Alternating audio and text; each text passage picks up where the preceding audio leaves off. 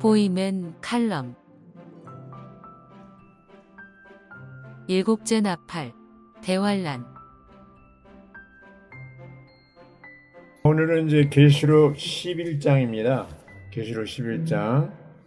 그래서 이 계시록 11장의 중요한 구절이 이제 15절인데 여기는 뭐가 나오냐면 이 세상 왕국이 그리스도 왕국으로 전환되는 것을 얘기하고 있거든요. 그래서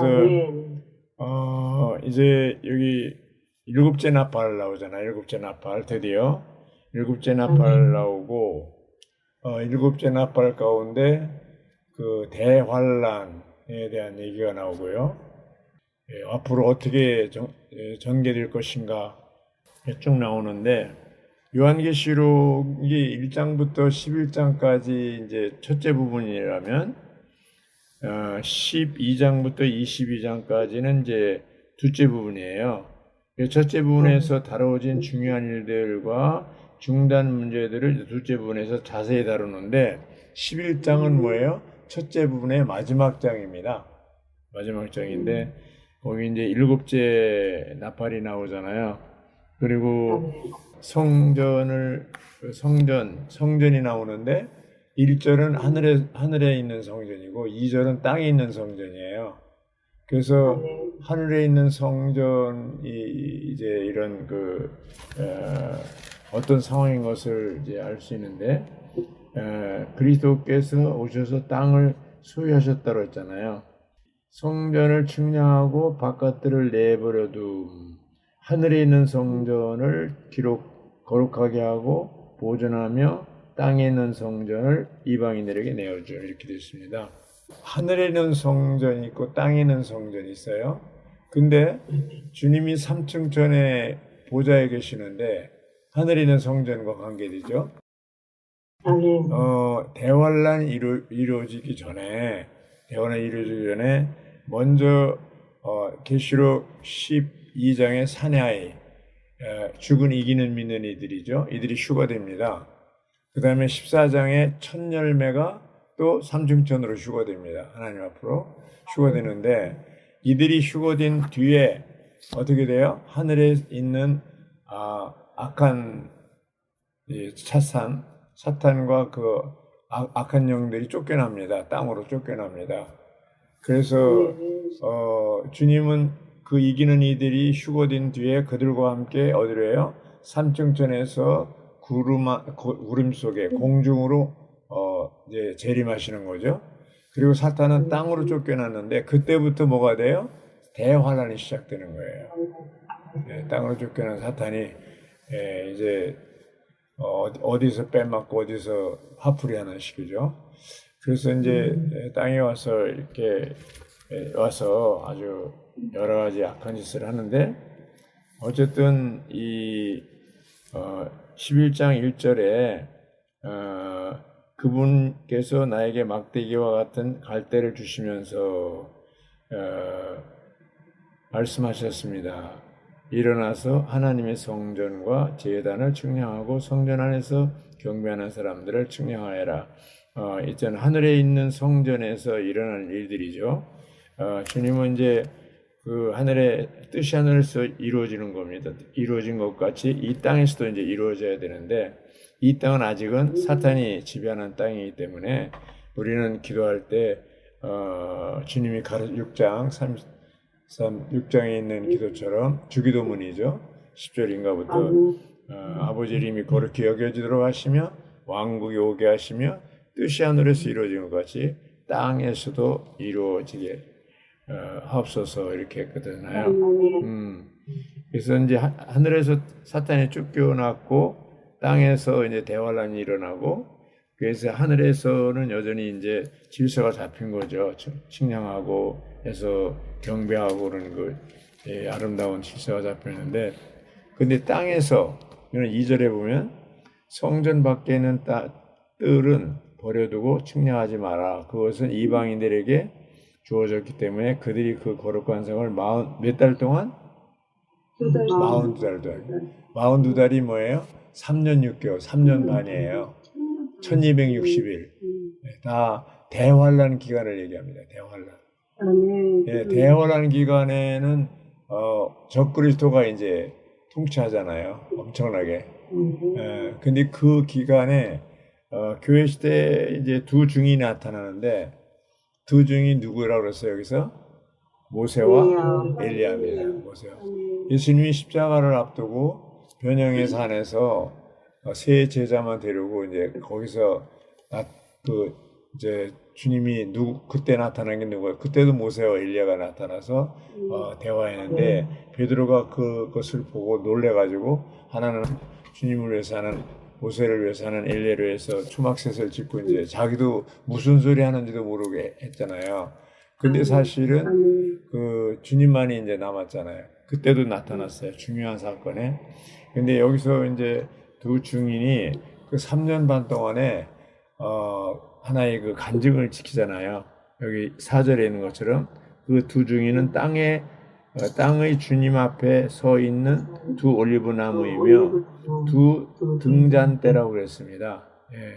그래서 이 교회 시대에는 교회가 증인이었었는데 그리스도의 증인이었는데 대환란 기간에는 교회가 핍박을 당하고 이기는 눈 다 휴거돼 버렸고 이런 상황이기 때문에 모세와 엘리야가 거기서 이제 역할을 합니다. 모세는 율법을 대표하죠. 또 엘리야는 신원자들을 대표한다고 그랬잖아요. 그래서 거기 이제 3절, 4절, 5절, 6절 이렇게 쭉 나오고요. 그리고 7절에 보면 그들이 증언을 마칠 때 무정에서 올라오는 짐승이 적그리스도죠. 그들과 전쟁을 하여 그들을 이기고 그들을 죽일 것입니다. 적그리스도가 무적의 바다에서 육지에서 올라온다 그랬어요. 올라와서 두 증인을 죽여요. 그런데 그 시체가 큰 성, 예루살렘 성이죠. 기류에 그들이 방치되어 있어요. 그러니까 그 시대, 그때 대환란 시대에 사람이 죽었는데도 이렇게 엄청난 일을 했던 두 증인이 죽었는데도 그냥 어떻게 하질 못하고 있는 거예요. 그만큼 힘들어요, 그 상황이. 그리고 이제 보면은 죽이고 있고 그다음에 그 이스라엘 백성들은 소돔과 이집트라 불리는데 그들의 주님도 거기서 십자가에 못 박히셨습니다 그랬잖아요.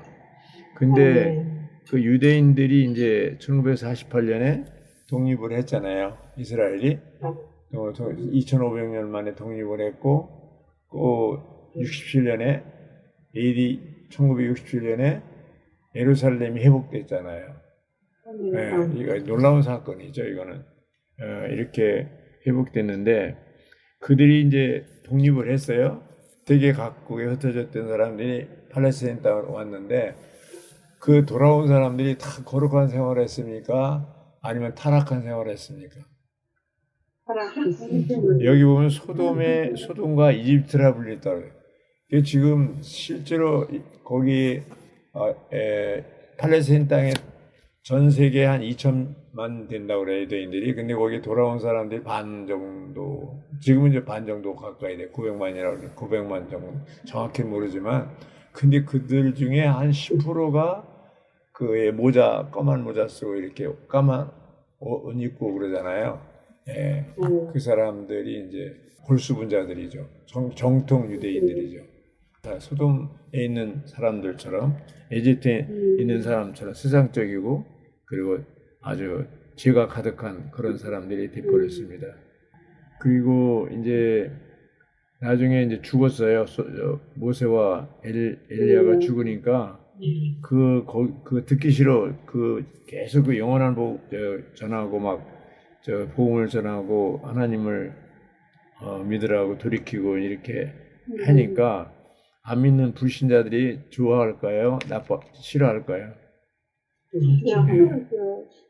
그 실제가 뒹구는데 기뻐하는 사람이 있어요. 땅에 거하는 사람들은 죽은 그들에 대해서 기뻐하고 즐거워하며 서로 선물을 보낼 정도. 이 모세와 엘리야가 3일 반이 지난 후에 살아났어요.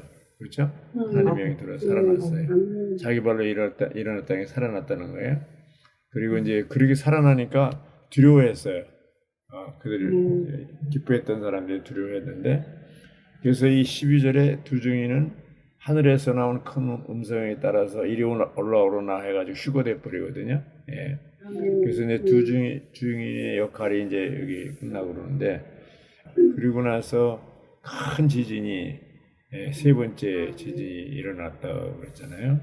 그래서 그 시간에 그 두 증인이 휴거되는 그 시간에 큰 지진이 나서 그 성의 10분의 1이 무너지고 그 지진에 7천 명이 죽었고요. 그래서 남은 사람들은 두려워하시며 하늘의 하나님께 영광을 돌렸습니다. 이제 그 계시록 16장 19절에 보면 세 갈래로 갈라졌다고 그랬어요. 그것이 이제 스가랴 14장의 예언대로 한다면 아마겟돈 전쟁과 또 여호사밧 골짜기에 지진이 일어나서 갈라지는 이것이 동시에 일어나는 건데, 어떻게 보면 주님께서 이스라엘 백성들이 그때 다 회개하잖아요. 지진이 갈라서 딱 갈라져서 다 포위돼 가지고 다 죽게 됐는데, 지진이 갈라지면서 이제 피했죠. 그래서 거기 피한 사람들이 살아났죠. 이런 상황을 얘기하는 거고, 이제 11장에 이제 여기 중요한 부분이 바로 이제 11장 14절부터 18절이거든요. 여기 이제 제목이 길어요. 소제목이 뭐라고 그랬어요? 일곱째 나팔 불었어요. 그리스도의 영원한 왕국을 선포합니다. 그렇죠? 그 다음에 일곱 대접으로 구성된 셋째 화가 대화라는 기가 일어납니다. 죽은 사람들에 대한 심판이 이루어지고요. 그렇죠? 신원자들과 성도들과 하나님을 경외하는 사람들에게 주는 보상이 있고요. 땅을 파괴하는 자들에 대한 멸망이 있습니다. 그러니까 이 일곱째 나팔, 첫째부터 넷째, 또 다섯째, 여기는 단순했는데 일곱째 나팔 때는 아주 많은 일들이 막 벌어집니다. 많은 사건들이 벌어집니다. 예. 그래서 이런 걸 볼 때 여기 소제목에 있는 것도 보면은 죽은 사람들에 대한 심판, 신원자들과 성도들과 하나님을 경외하는 자들에게 주는 보상, 땅을 파괴하는 자들에 대한 멸망, 이렇게 되어 있습니다. 셋째 화라고 그랬잖아요. 15절을 누가 읽어주실래요? 일곱째 천사가 나팔을 불자 하늘에서 세상의 왕국이 우리 주님과 그분의 그리스도의 왕국이 되었으니 그분께서 영원히 왕으로서 다스리실 것입니다 라고 말하는 큰 음성이 있었습니다. 예. 이제 일곱째 천사가 나팔을 어떻게 부르는지는 빠빠빠빠 어떻게 불었는지 모르겠는데, 하늘에서 세상의 왕국이 우리 주님과 그분의 그리스도의 왕국이 되었다고 했어요. 이게 이제 이 마지막에 대환란이 끝나고 이 교회 시대가 끝나고 어떻게 뭐로 전환해요? 천년왕국으로 전환하잖아요. 네, 이게 마지막 나팔, 일곱 번째 나팔이 마지막 나팔인데 고린도전서 15장의 마지막 나팔이라고 했죠. 그게 전환을 합니다.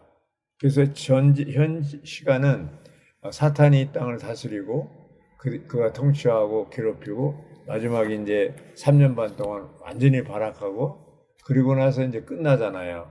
예, 사탄이 끝납니다. 그래서 이 도표 여기 보면은 이거예요. 여기 보면 대환란 끝날 때 땅 위에서 여러 가지 일어나는데 적그리스도와 그의 군대를 멸망시키고 이스라엘을 모으고 구원하고 또 살아있는 왕국을 심판하고 살아있는 열국을 심판하고 사단을 결박해서 무적에 가두고 천년왕국을 세우고 만물을 부흥시키고 이렇게 나와 이 도표에. 결국 이제 이 70일에가 이제 69일에는 구약시대가 지났잖아요. 마지막 한 일회가 이제 남았는데, 신약시 남았는데, 그 한 일회가 이제 결국 이스라엘과 적그리스도가 평화조약을 맺잖아요. 근데 3년 반 만에 이제 그 적그리스도가 죽었다 살아나면서 아주 악한 영이 들어가가지고 바로 영이 누구예요? 네로의 영이 들어가가지고 전무후무한 그 악한 자로서 하여튼 모든 것을 다 뭐 종교적인 바벨론, 물질적인 바벨론, 유대인들, 그리스도인들 다 말살시키잖아요. 그리고 자기도 이제 결국 갇히잖아요. 이제 이런 걸 볼 때 14절부터 18절까지가 굉장히 이제 이 일곱째 나팔과 마지막 이런 상황이 벌어진 것을 볼 수가 있습니다. 그래서 이제 일곱째 나팔, 마지막 나팔인데 여기서 보면 이제 땅에 처한 거민들에 대한 심판이 있다고 그랬어요. 그리고 일곱 대접이 이제 재앙들, 마지막 재앙들이 있고 또 주님이 이제 오셔서 땅을 파괴한 자들에 대해서 멸망시키는 거잖아요. 그래서 대표적인 게 여기 이제 그 소제목에 나오잖아요. 일곱째 대접으로 구성된 셋째 화, 죽은 사람들에 대한 심판. 이게 있죠. 그래서 이제 요한복음 5장에 보면은 선을 행한 사람은 생명의 부활로, 악을 행한 사람은 뭐예요? 심판의 부활로 부활한다고 그랬어요. 그 생명의 부활은 천년왕국 전에 믿는 이들은 다 죽은 사람도 다 부활해서 어디로 가요? 공주로 올라가요. 예. 이기는 자들만 삼층천으로 가고 대부분의 믿는 이들, 죽은 믿는 이들은 공주로 갑니다. 그리고 이제 공주에서 뭐예요? 그리스도 심판대가 있잖아요. 그리스도 믿는 이들은 천년왕국 전에 심판을 받는데 불못에 관한 심판이 아니고 보상과 징계에 대한 심판이에요. 그것이 성경 어디에 나와요? 고린도후서 5장 10절, 로마서 14장 10절 두 군데 14장 10절은 하나님 심판대라고 그랬는데 똑같습니다. 같은 그리스도 심판대를 얘기하는 거예요. 그래서 이렇게 심판을 받고 결국 이제 이 보상과 징계가 이루어지고 동시에 모든 이 땅에 있는 것들, 소극적인 것들을 다 끝내잖아요. 다 끝냅니다. 그래서 19장에 가서는 나중에 그 어린 양의 아내 결혼잔치가 이루어지고 할렐루야, 할렐루야하고 이제 천사들이 다 찬양을 그러잖아요. 그래서 여기 이제 주님이 18절에 보면은 민족들이 화를 내었으므로 민족들이 화를 냈어요. 주님의 진노가 닥쳤습니다. 지들이 화낼 계제가 아닌데 주님의 이제 마지막에 주님의 진노가 닥쳤어요. 죽은 사람들이 심판할 때가 왔고 주님의 노예 신원자들과 성도들과 주님의 이름을 경외하는 크고 작은 사람들에게 보상을 주시고 땅을 파괴하는 자들을 멸망시키고 이 18절이 이제 여기 소제목이 나오는 거예요. 18절이. 주님이 이러한 오셔서 주님이 다시 오셔요, 안 오셔요? 예, 언제 오셔요? 모릅니다. 예, 은밀한 그러니까 은밀한 곳, 은밀하게 오실 때 주님의 재림은 그날과 그 시간을 모르지만 공개적인 재림은 다 알 수 있다고 했습니다. 근데 어쨌든 이러한 이 땅에 지금 불의와 포악과 아주 그냥 가득하고 그냥 막 선거를 해도 부정선거하고 막 이런잖아요. 살인, 방화, 하여튼 뭐 악한 짓들은 골라서 다 하잖아 이 땅에. 이런 세상을 주님이 오셔서 진노, 마지막 주님의 진노가 닥쳤어요. 예. 그래서 이제 죽은 사람들 다 심판할 거예요. 그리고 또 주님의 노예들, 신원자들, 성도들, 주님의 이름을 경외하는 크고 작은 사람들에게 뭐예요? 보상을 주시는 건데 거듭난 믿는 이들에게 주는 보상은 1000년 동안 그리스도와 함께 왕노릇하는 축복을 주셔요. 보상은. 그러나 이제 땅 위에 이런 대환란 기간 동안에 이러한 이 유대인들과 기독교인들을 도왔던 사람들, 이들은 거듭나진 않았어요. 그 사람들은 뭐예요? 이제 양들로서 1000년 동안 뭐예요? 이 땅에 있는 백성들이 이제 1000년 동안 백성으로 옮겨집니다. 그들도 이제 보상을 받는 거죠. 그것이. 땅을 파괴하는 사람들은 멸망시키는 거죠. 그래서 이제 이때 아마겟돈 전쟁에서도 엄청나게 많은 사람들 죽었는데, 그리고 또 남은 사람들 거기서 이제 다 죽고 나서 또 남은 사람들 있잖아요. 이 사람들도 다 이제 심판하는데, 그 사람들은 뭐예요? 양과 염소를 나눠서 이제 심판하잖아요. 어쨌든 이 땅에 오셔서 주님은 믿는 사람이든 거듭난 사람이든 다 심판하십니다.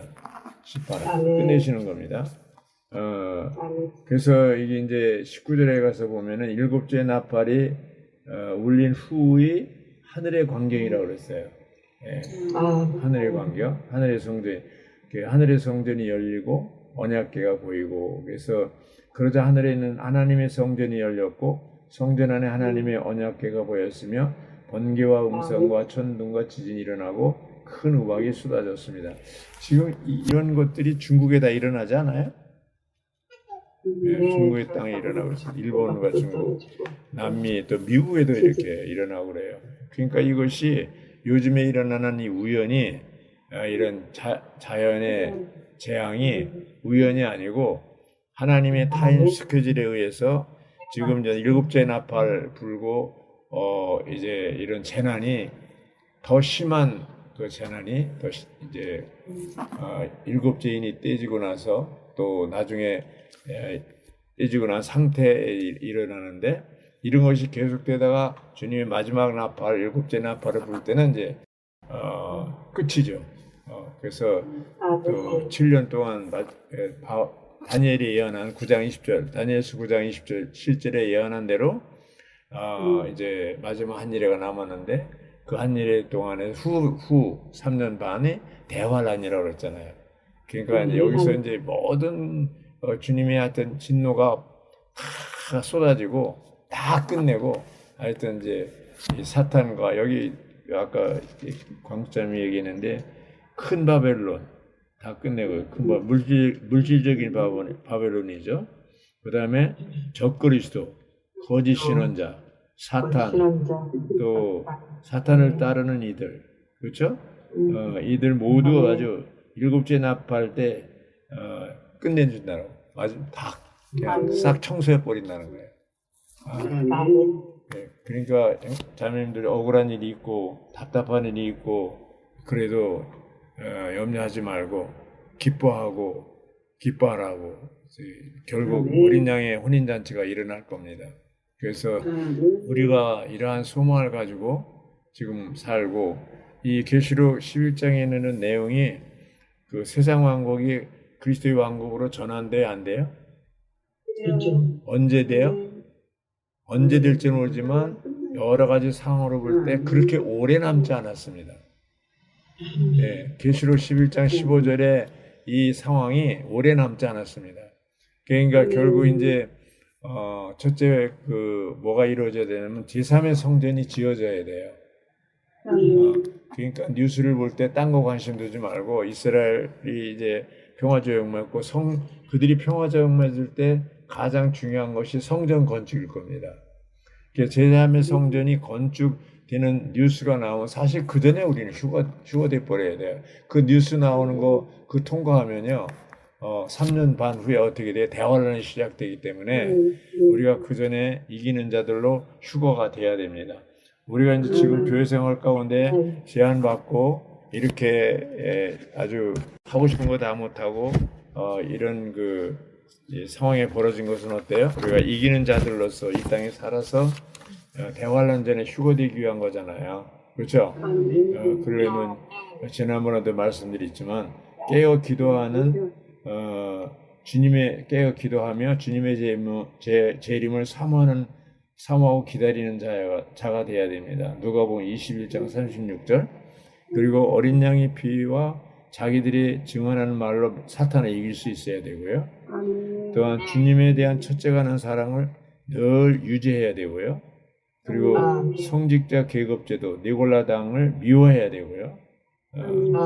그거는 이제 우리 주의 회복안에 그런 게 없다고 그러지만 보이지 않는 그런 게 있어요. 성직자 계급제도가 있습니다. 이런 거에 대해서 아주 미워해야 됩니다. 예. 그리고 아멘. 타락하고 변절한 기독교를 이겨야 되고, 그렇죠? 아멘. 또 이런 라오디게에 빠진 상태에서, 미지근한 상태에서 결코 있어서는 안 되고 돌이켜 회개하고. 이제 빌라델피아 교회와 라오디게아 교회 차이가 뭐예요? 빌라델피아 교회는 형제 사랑의 교회인데 거기서 사랑을 빼버리면 뭐예요? 지식만 남죠. 그게 라오디게아예요. 그래서 다시 돌이켜야 돼요. 형제 사랑의 교회로 돌이켜야 돼요. 그래서 우리는 내가 지금 내 마음이 주님에 대한 사랑과 지체들에 대한 사랑이 식어졌거나 뭔가 문제가 있다. 그럼 뭐야? 나는 어떻게 라오디게에 빠져 있는 거예요. 개인적으로. 단체적으로 그럴 뿐 아니라 개인적으로도 내가 라오디게에 빠졌냐, 빌라델피아 안에 있느냐, 교회 안에 있느냐, 그것은 뭐예요? 주님에 대한 사랑과 지체들에 대한 사랑이에요. 그래서 정말 우리가 이 육신적으로 여러 가지 환경이 어려움이 있고 그렇지만 우리 마음속에 주님에 대한 그런 사랑이 아주 절실해야 되고 미치도록 사랑은 못한다 할지라도 그 애잔한 그리고 찐한 정말 주님이 얼마나 나를 깊이 사랑하시고 눈동자같이 지켜주시는지 그리고 모든 필요를 채우고 징계할 때도 혼란이 와도 육신적인 고통이 와도 여전히 주님이 나를 사랑하신다는 이러한 그 마음을 잃어서는 안 됩니다. 예. 주님이 우리 모두를 지켜주시기 바랍니다.